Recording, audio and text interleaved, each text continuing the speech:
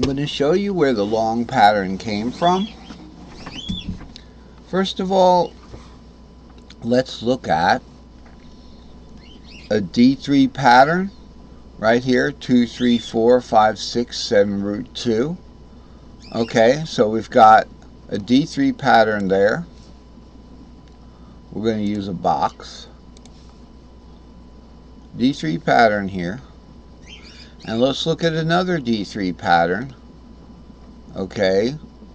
Well, let's look at so this is a S3D, and then we have an S2C right here. Then we have another S3D right here. This is the other D pattern I was talking about. Okay. So we're starting from the 7, and we're going over here to 2, 3, 4 like this. Okay. And then we have another S2D down here hiding. So we've got this situation here, right?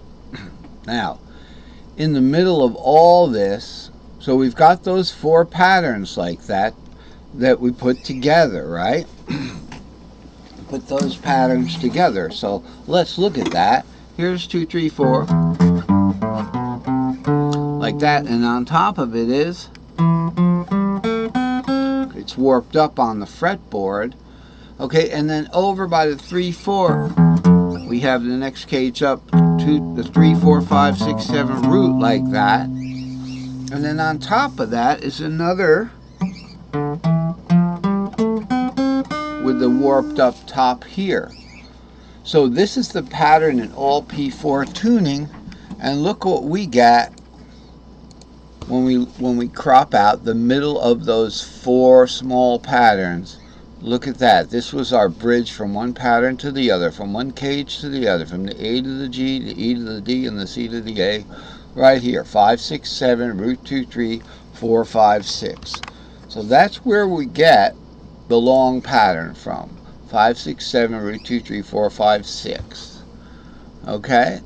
So that's the good pattern. Now, we already talked about root 3, 5, 6. Why is that? Because we want to practice playing root. We want to practice playing the 6th chord, which is really the first inversion of, sorry if I said second inversion, it's the first inversion of the minor 6th. Okay, so we've got root and we've got the minor 6th. Now, I did say earlier in the lesson that we had a second inversion minor 6. That's the E framework, EAC, right? That's EAC.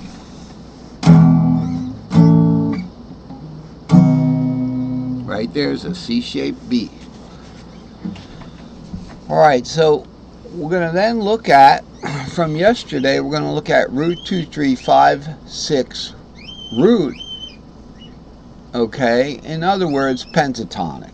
Root 2, 3, 5, 6. So everybody knows what that is. Everybody knows what the pentatonics are, right? Sure, the pentatonics, G-shaped, D-shaped pentatonic.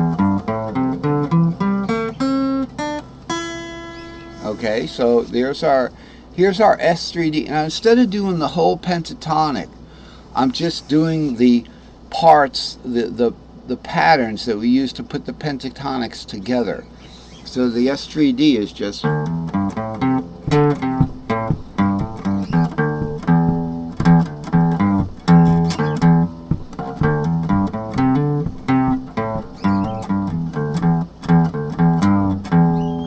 that's just it, just anywhere you do it.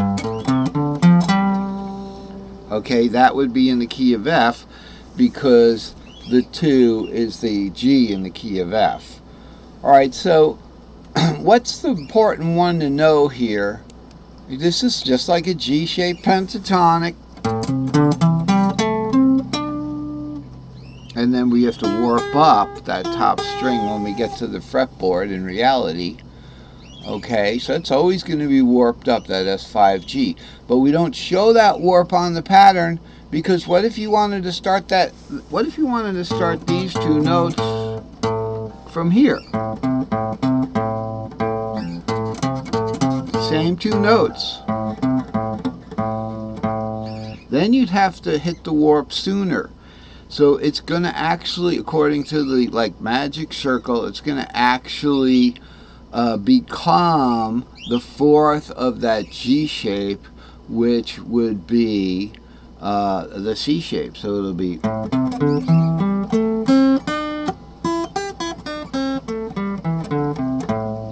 So we don't show the warp on the pattern because you can start the pattern anywhere and do the tuning modulation between the third. You'd have to move anything on the pattern on the top two strings has to be moved up 1 fret. It's raining like heck. Okay, so now these are the pentatonics. The one I want to draw your attention to is the 5 and the 6. So if we got 5, 6, 7, root 2, 3, 4, 5, 6 like that, okay, we're not going to play the 7, we're not going to play the 4, so it's just.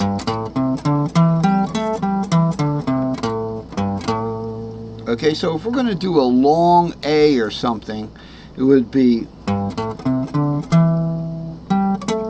And that takes us into the next cage. Here's your short A pentatonic. We're going to go, it's going to take us into the next cage. So the next cage in the word cage is G. So we're going to start here with a long A and finish off with a G. Okay, so it's the same thing as.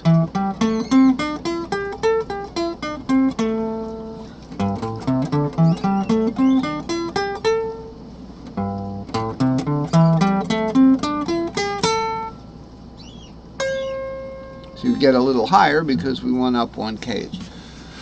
So that's the important thing to see about the pentatonic. Now let's look at these two guys here in this chart. I know these are tough, so we're not going to spend a lot of time on root 2, 3. We're just in this particular case, sorry, this is the pentatonic again. In this particular case now, we've got -4 and -7. These are substitution changes. If we leave the 4 out, we've simply got root 2, 3, 5, 6, 7 root. That's not a lot of fun. Okay, but when we do the substitution, why do we do a substitution? I didn't tell you this yesterday, and this is why I'm making this lesson today. We do the substitution because we're only going to have to count root 3, 5 in the substituted shape. We don't have to count 4, 6 root if it's a 4th substitution, or 5, 7, 2 if it's a 5th substitution. We're just going to substitute the shape, the 5th or the 4th shape in the 1, 4, 5 framework, and then play root 3, 5 or root 3, 6. The root 3, 6 in the 4th substitution will give us the 2nd minor. The root 3, 5 in the 5th the root 3, 6 in the 5th substitution, the 5th shape substitution will give us the 3rd minor. That's why we're substituting. Okay, so let's see what happened here. Root 2 in the 4th minor, remember, we're not going to play the 4th of the 4th, we're going to play the augmented. So that C is the augmented, that's why it's not really there. And in the sub of the 5th, we're not going to play the 7th. We're not going to play the major 7th. We're going to play the diminished 7th, so that would be the G right here in the 5th substitution. So we covered that yesterday, and I'm going to skip on past that because this is kind of difficult. And when you do make the substitution, the G for the 7th, guess what you got all over again? You've got the same, you've got the diatonic all over again. Okay, if you leave the 7 off, it's just like that. Okay, but if this is the 5th of the D long box,